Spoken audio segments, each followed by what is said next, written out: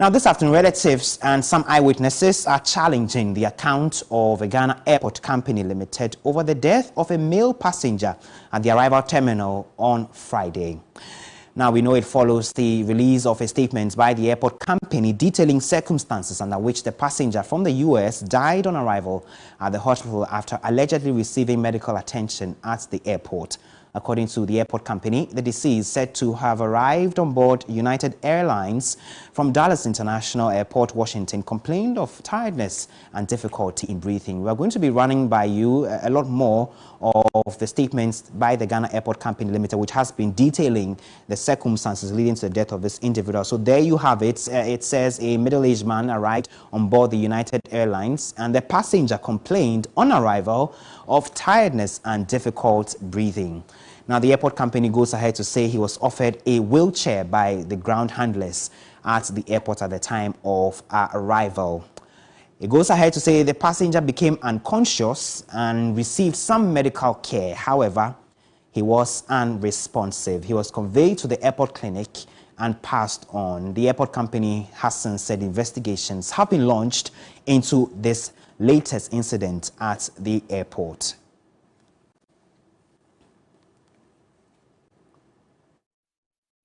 We know in the last few hours there have been some, accounts that have challenged the position of a Ghana Airport Company. In fact, in the last few minutes, a cousin of the deceased has been intimating to our sister station Connect FM that some of the accounts given by the airport company cannot be true because one of their relatives was with the deceased at the time of the incident at the airport. They say they are, undergoing all the necessary police processes to come out with a statement, which we are monitoring closely. But right after that, we had a witness who was also at the airport, take to social media to vent about what she witnessed. Now, she wrote on Facebook, "I witnessed the last 10 minutes of a man's life at the arrival hall at Kotoko." Now, she goes ahead to say there was no first aid kits, there was no defibrillator, no oxygen, no aid, no medical personnel, and the man was uneasy. And a friend of hers, that's Emilia Van Eyck's friend, helped him to sit. And within 10 minutes, just like that, he rolled his eyes and dropped dead. So that's Emilia Van Eyck writing on Facebook, says she kept yelling for help. And a nurse showed up with a medical bag filled with paracetamol and a plaster. She says she's broken and she's been advocating that there should be improved first aid at the Kotoko International Airport to deal with some of these emergencies.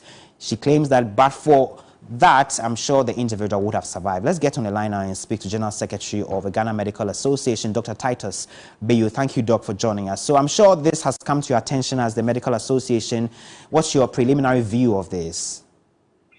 Good afternoon. Good afternoon to your audience. Yes, we have heard about it, but as you know, information is quite sketchy. So we don't have all the facts, and it's difficult to make any direct, except to bemoan our lack of emergency preparedness as a nation for emergency health care. We do not know the details and facts of this particular case, so it's very difficult to speak to this particular case.